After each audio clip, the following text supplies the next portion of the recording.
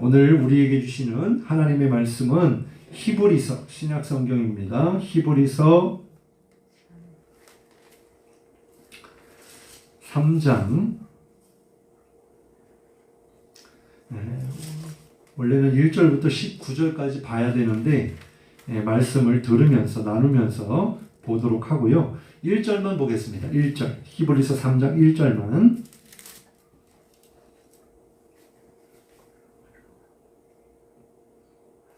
여기 PPT에는 지금 이정되어 있는데 말씀은 3장 1절입니다.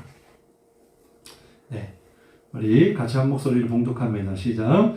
그러므로 함께 하늘의 부르심을 받은 거룩한 형제들아, 우리가 믿는 도리의 사도이시며 대제사장이신 예수를 깊이 생각하라. 아멘. 오늘 함께 은혜를 나눌 말씀의 제목은 함께 따라해 보겠습니다. 모세와 예수 그리스도. 그리고 작은 제목으로는 예수님을 아십니까? 입니다. 여러분 다 예수님 아시죠? 그리고 그 예수님 믿으시죠? 할렐루야. 오늘 이 말씀을 통해서 함께 은혜를 나누고자 합니다. 우리는 지금 계속 히브리서 말씀을 한 장씩 수요일마다 나누고 있습니다. 핵심은 뭐냐면 예수님이 어떤 분인가, 예수님이 누구이신가에 대한 말씀이에요. 예수님은 누구십니까? 하나님의 아들로서 이 땅에 오신 분이시죠. 초림 예수님, 우리를 구원하기 위해서 오신 예수님. 그 주님은 만유의 상속자이시다. 그리고 모든 만물을 지으신 창조주이시고 우리를 구원하신 구원자이심을 믿습니다.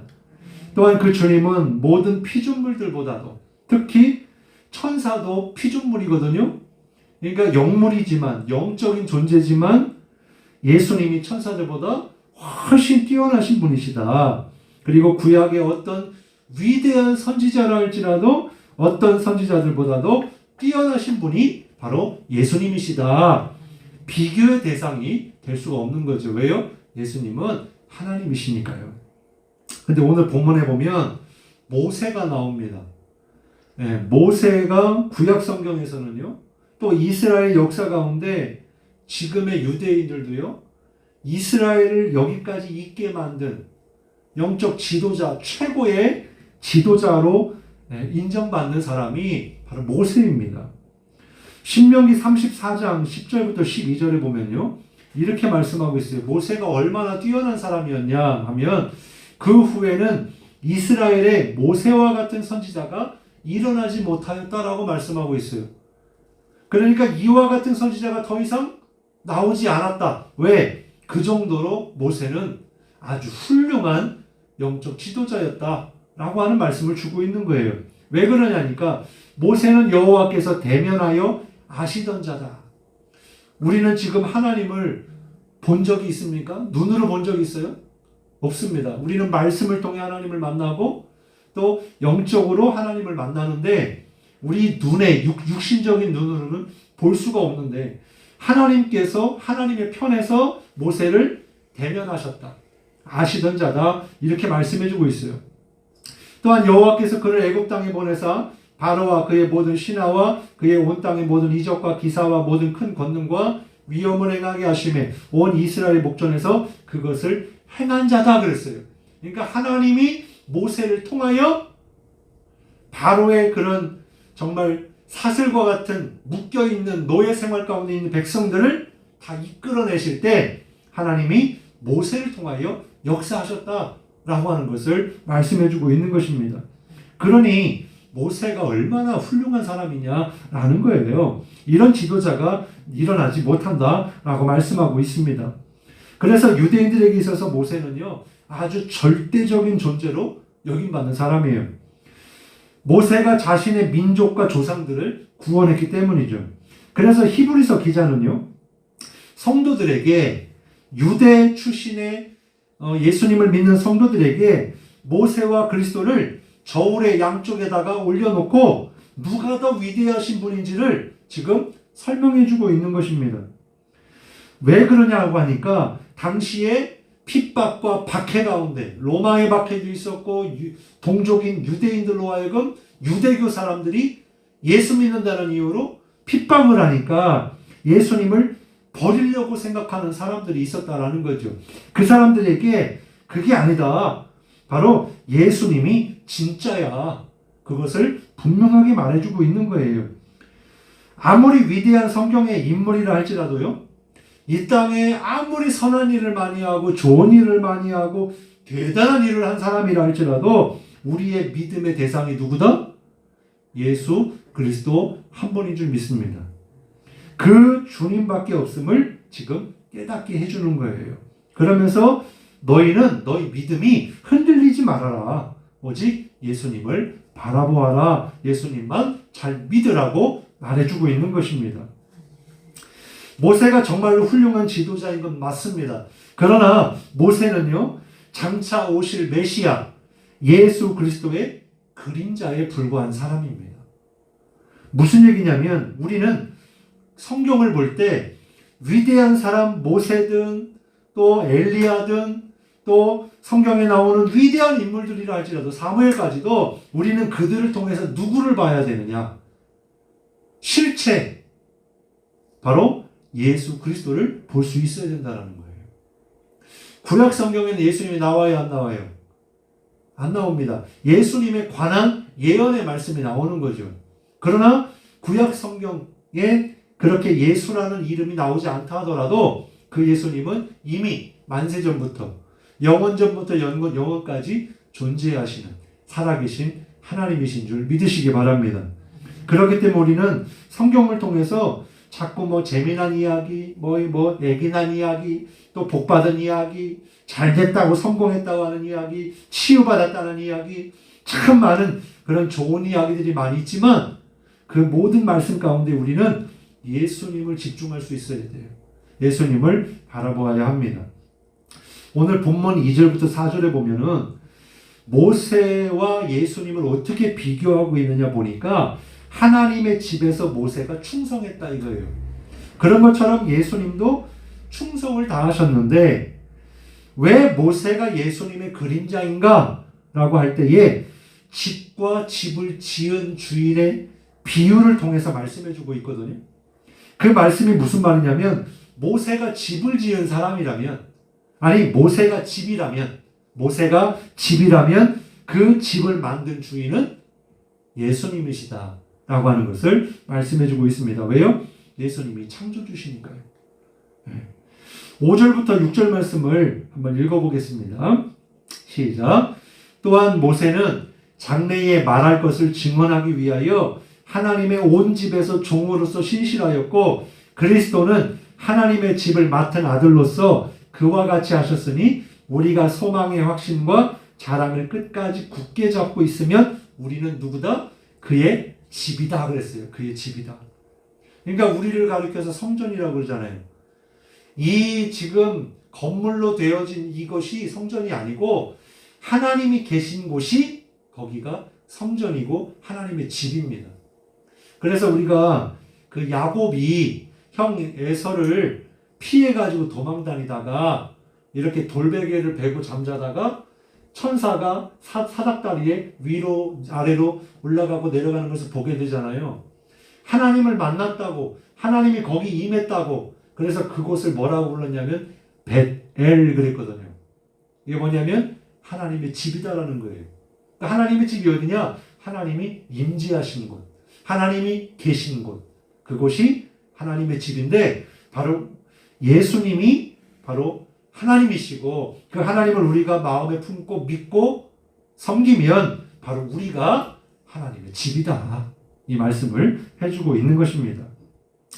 여기서 우리가 자세하게 살펴볼 것은 이 말씀을 잘 보면 모세는 하나님의 집에서 종이었다 그랬어요. 지금 두 번째 줄에 보면 하나님의 온 집에서 종으로서 그랬어요.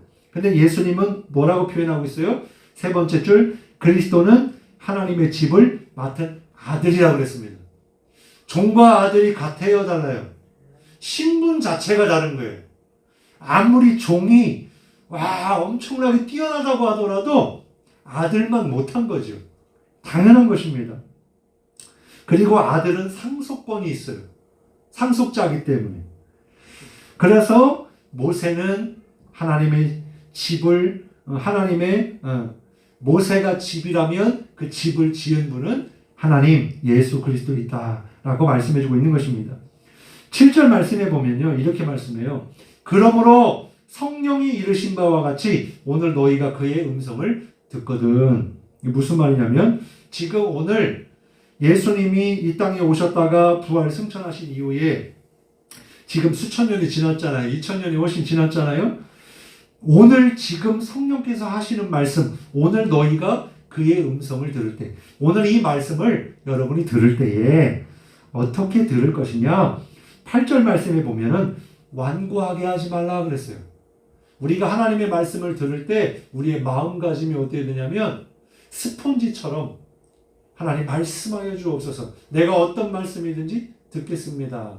라고 하는 부드러운 마음, 옥토와 같은 마음, 스폰지 같은 마음, 그런 마음으로 주님의 말씀이 무엇인지, 무엇을 말씀하고 있는지를 잘 들으라라는 거예요. 지금 예수님에 관한 이야기를 계속 하고 있는 거죠. 우리는 주님의 말씀을 잘 들어야 된다는 거예요.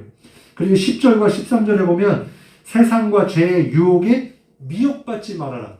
예수 그리스도 외에 다른 이야기에 넘어가지 말라는 거예요. 아무리 좋은 정보가 있고 여기 가서 생명이 있다, 저기가 생명이 있다, 저기에 복이 있다, 여기에 복이 있다, 거기에 미혹되지 말고 누가 복이시다? 예수님이 복이시다. 그 주님을 끝까지 미혹받지 말고 믿어야 된다. 12절에 보면 제일 중요한 건 하나님에게서 떠날까, 떨어질까 조심해라. 우리가 지금 자신만만하게 나 당연히 예수 믿어. 나는 끝까지 예수님 계속 믿을 거야. 그렇게 생각하시죠? 네, 우리 다 그렇게 끝까지 믿어야 됩니다. 그런데 베드로 보세요. 예수님, 내가 당신을 끝까지 떠나지 않겠습니다. 그랬던 사람인데 어떻게 됐습니까? 예수님이 십자가를 지실 때 3번이나 부인하고 저주까지 했던 사람이에요. 예수님의 제자들이 다 떠났어요. 그러니까 우리가 내 능력으로, 내 지식으로, 내 각오로 예수님 끝까지 믿을 수 있어요? 없어요? 없습니다. 이건 내가 할 수 있는 일이 아니에요. 주님의 믿음, 주님이 주시는 믿음을 붙잡고 주님의 인도함을 받아야 되는 거예요. 주님의 도우심을 받아야 된다는 거예요. 그래서 우리는 늘 어떻게 해야 되느냐? 하나님에게서 우리의 영혼이 떠나지 않도록, 떨어지지 않도록 조심해야 된다. 그러니까 늘 깨어서 뭐하라? 말씀과 기도로 늘 충만해야 된다. 라고 말씀하고 있는 것입니다. 그리고 14절 말씀을 한번 읽어볼게요. 히브리서 3장 14절입니다. 시작. 우리가 시작할 때에 확신한 것을 끝까지 견고히 잡고 있으면 그리스도와 함께 참여한 자가 되리라 그랬어요. 여기 보면요. 우리가 시작할 때에 확신한 것. 이게 뭘까요? 무엇을 말씀하는 걸까요? 디모데전서 5장 12절에 말씀해주고 있어요. 이게 뭐냐? 처음 믿음을 이야기하는 것입니다. 어떻게 처음 예수님을 믿었던 그 기억이 나세요? 첫사랑이 기억되십니까? 저는 기억합니다. 목사의 자식으로 태어나서 매 주마다 예배를 드리지 않으면 두드려 맞기 때문에 억지로라도 예배를 드려야 했고 말씀을 들어야 했고 또 말씀도 암송했어야 됐고 그렇게 14세까지 그렇게 살았어요. 근데 그때까지 예수님에 대한 어느 정도의 지식은 들어서 알지만 뭐가 없었다? 믿음은 없었다는 거예요. 예수님을 만난 적이 없었어요. 언제 만나느냐니까 15세 때에 수련회 가운데. 그래서 우리 아이들이 지금 코로나 때문에 우리 어른들로 얘기하면 어떤 집회, 부흥회 이런 경우에 하나님의 뜨거운 역사로 예수님을 만나는 경험들을 많이 하거든요. 그러니까 꼭 그런 때만은 아니지만 아이들 같은 경우에는 언제 예수님 만나냐면 많은 아이들이 그렇게 2박 3일 동안 그 은혜의 자리에 들어가서 그냥 말씀으로 그냥 흠뻑 적셔질 때 그때 주님을 만나는 경험들을 많이 하게 됩니다. 그래서 저도 수련회를 통해서 예수님 만났어요. 그러니까 얼마나 먼저 내가 얼마나 더러운 죄인이었는가를 처절하게 깨닫게 되면서 와, 얼마나 울었는지 몰라요. 그래서 그 주님을 만났고 구원의 확신을 갖게 되었습니다. 그러니까 가슴이 얼마나 뜨겁겠어요. 그때 제일 먼저 한 일이 뭔지 아십니까? 집에 가가지고 내가 주님보다 사랑했던 그때 당시에 뭐 서태지와 아이들이라든지 저희 나이 때 막 가요들, 막 카세트 테이프, 그 다음에 만화책들 이런 것들을 집에 가서 싹 다 버렸어요. 근데 물론 그것만 가지고 계속 그럴 수는 없지만은 그때 그 첫사랑, 그 첫 믿음이 굉장히 컸던 거죠. 근데 시간이 지나니까 오랜 세월 동안 신앙생활 하다 보니까 그 첫사랑이 식어져요? 계속 뜨거워요? 네. 이게 목소리가 작아지죠. 네? 식어져요. 네? 직분도 있고 목사가 되는데도 어느 때는 뜨뜻미지근할 때가 있단 말이에요. 그런데 오늘 말씀을 보면 뭐라고 말씀하고 있느냐? 그 처음 믿었던 그때 그것을 회복하라. 그때 믿었던 예수님을 끝까지 견고히 잡고 있으면 어떻게 하는 자가 되리라? 그리스도와 함께 하는 자가 된다. 함께 참여한 자가 된다라고 말씀해주고 있는 거예요. 우리가 착각하지 말아야 될 것은 첫사랑, 첫 믿음을 잃어버리면 어떻게 되느냐? 물론 회개하면은 뭐 다시 주님 용서해 주신다. 그렇게 말씀하고 있지만 정죄를 받는다라고 말씀하고 있어요. 우리의 영혼이 망가진다라는 거예요. 하나님으로부터 멀어진다는 거예요. 그래서 그 믿음을 끝까지 견고히 잡고 있으라. 다시 말해서 그리스도의 복음을 처음 받아들였을 때, 주님을 처음 만났을 때, 그리고 6절 말씀처럼 우리가 소망의 확신과 자랑을 끝까지 견고히 잡는 것, 그것을 하면 우리가 바로 주님의 자녀요, 상속자요, 주님의 집이 될 것이다 라고 말씀해주고 있는 줄 믿습니다. 할렐루야. 그러면 반대로 만일 믿음을 잃어버리면 어떻게 될까요? 아까 정죄함을 받는다 그랬는데 18절 19절에 이렇게 말씀해요. 또 하나님이 누구에게 맹세하사 그의 안식에 들어오지 못하리라 하셨느냐? 곧 순종하지 아니하던 자들에게가 아니냐? 이로 보건대 그들이 믿지 아니함으로 능히 들어가지 못한 것이라. 무슨 얘기예요? 이스라엘 백성들이 출애굽하여 구원을 받았는데 그들이 가야 할 땅, 가나안 땅에 들어가지 못하고 어떻게 했다는 거예요? 광야에서 죽었다는 이야기예요. 그러면 가나안 땅은 어떤 땅이에요? 영적인 의미로 천국을 이야기하는 거예요. 하나님의 편에서는 우리를 구원하셨을 때에는 영원토록 구원하신 거지 한시적으로 구원하신 게 아닙니다. 근데 문제는 구원을 받았음에도 불구하고 사람의 편에서 그 하나님의 구원을 업신여기고 시험 들어서 떠나면 어떻게 된다? 영생을 얻지 못한다. 그러니까 제가 이 이야기를 가지고 장로교 목사님하고 이렇게 논쟁을 한 적이 있어요.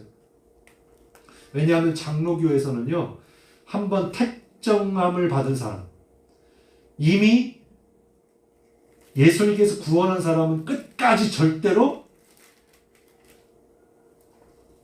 믿음에서 떨어진다, 안 떨어진다? 안 떨어진다. 그렇게 믿거든요. 근데 우리 감리교에서는요, 예수님을 믿어도 우리가 그 주님을 버리면, 떠나면, 그러면 구원 못 받는 거예요. 우리 편에서. 그러니까 이게 똑같은 말씀이지만 누구 편에서? 하나님 편에서는 끝까지 우리를 구원하시지만 사람의 편에서는 그 구원을 버리면 그러면 지옥 간다 이거예요. 그러니까 우리가 떨어지지 않게 하기 위해서, 시험에 빠지지 않기 위해서 어떻게 해라? 끝까지 복음을 붙잡아야 된다. 예수님을 끝까지 붙잡아야 된다. 라고 말씀해주고 있는 것입니다. 더 분명한 사실, 오늘 말씀 속에서 우리가 읽은 1절 말씀에서 해답을 주고 있어요. 자, 우리 한번 히브리서 3장 1절 말씀을 같이 읽어볼게요. 시작. 그러므로 함께 하늘의 부르심을 받은 거룩한 형제들아, 우리가 믿는 도리의 사도이시며 대제사장이신 예수를 깊이 생각하라. 할렐루야. 우리가 믿는 예수님이 어떤 분인지를 깊이 생각해라. 날마다 생각해라. 라는 거예요. 그 예수님이 누구인지를 안다면 이단에 빠질 일도 없고요. 믿음이 흔들릴 일도 없고요. 그래서 사도 바울은 뭐라고 말했어요? 예수님을 만나고 나서 예수 그리스도를 아는 지식 외에 다 배설물로 여기겠다 그랬어요. 예수님을 아는 것이 이렇게 중요합니다. 근데 여러분, 말씀을 몰라서, 말씀을 사모해서, 말씀을 듣고 싶어서, 말씀을 이해하고 싶어서 어디로 가요? 신천지로 가요. 이단에 빠집니다. 그러면 그들은 왜 신천지에 빠지고 이단에 빠질까요? 그들이 지금까지 교회를 다니면서 자기가 분명 예수님을 만났다라면, 예수님을 정말 알았더라면 이단에 빠지지 않을 것입니다. 저는 그렇게 생각해요. 신천지에 다니는 친구를 빼내기 위해서 신천지 사람을 만난 사람과 제가 통화를 했습니다. 얼마 전에. 근데 이야기를 듣다 보니까 뭐가 가장 큰 문제인지를 알겠더라고요. 그 사람들이 가르치는 이야기, 그 사람들이 배운 이야기 속에 뭐가 잘못됐냐고 하니까 예수님이 누구인지를 잘 모르더라고요. 20년, 30년, 40년 교회를 다녀도 예수님 모르는 사람들 많다는 거예요. 직분이 중요한 게 아니고 내가 예수님을 믿습니다 라고 그냥 고백만 한다고 믿고 아는 게 아니고 진짜 알아야 된다는 거예요. 그 예수님을 진짜 만나서 알아야 된다는 거예요. 그래서 이야기를 하다 보니까 예수님이 하나님이신 것을 부인하더라고요. 그러니까 우리가 생각할 때는 말도 안 되지라고 생각하지만은 그 사람들이 다 바보 멍청이라서 빠지는 게 아닙니다. 나름대로 지식 있는 사람들이고, 그리고 청년들, 대학생들이 그 지금 벌써 20만이 넘었거든요. 벌써 14만 4천 명이 넘었어요. 그런 상황에서 어떻게 이런 일이 있을 수 있을까? 물론 교회에 문제가 있을 수 있죠. 교회에서 말씀을 잘 가르치고 교회에서 주님을 만나고 흔들리지 않는 신앙을 가졌더라면 그러면 그러지 않았겠죠. 근데 교회가 오히려 싸움이 나고 또 막 욕심 때문에 막 무너지고 막 그런 일들 때문에 시험 들고 그래가지고 교회를 떠나는 이들이 많다 보니까 나 진짜 영적으로 갈급한데 말씀은 좀 배우고 싶은데 그러다가 이제 신천지에 빠지는 거죠. 여러분, 우리는 이미 정말 죄의 속박 가운데서 그 사망의 법에서 예수님을 아는 지식을 이야기하는 거예요. 예수님이 진리이십니다. 그리고 예수님은 말씀을 깨닫지 못하니까 예수님은 그 말씀을 깨닫게 하시려고 비유로 말씀하신 거지 그 비유로 말씀을 못 알아듣게 하시려고 했던 게 아니다라는 거예요. 이미 지금도 성령께서 우리로 말씀을 가르쳐 주시고 깨닫게 하시는 줄 믿으시기 바랍니다. 그러니까 딴 데 가서 또 뭐 거기서 말하는 약속의 목자에게만 계시를 주셨다? 정말 웃기는 정말 똥 같은 이야기예요. 그 이만희 씨에게만 그렇게 보여주는 게 아니다라는 거예요. 그렇기 때문에 핵심은 뭐냐면 그 예수님을 아십니까? 라고 하는 제목처럼 우리가 정말 그 어떤 것보다도 예수님을 잘 알아야 될 줄로 믿습니다. 근데 그 주님은 지식으로 듣고 배워서 아는 게 아니고요.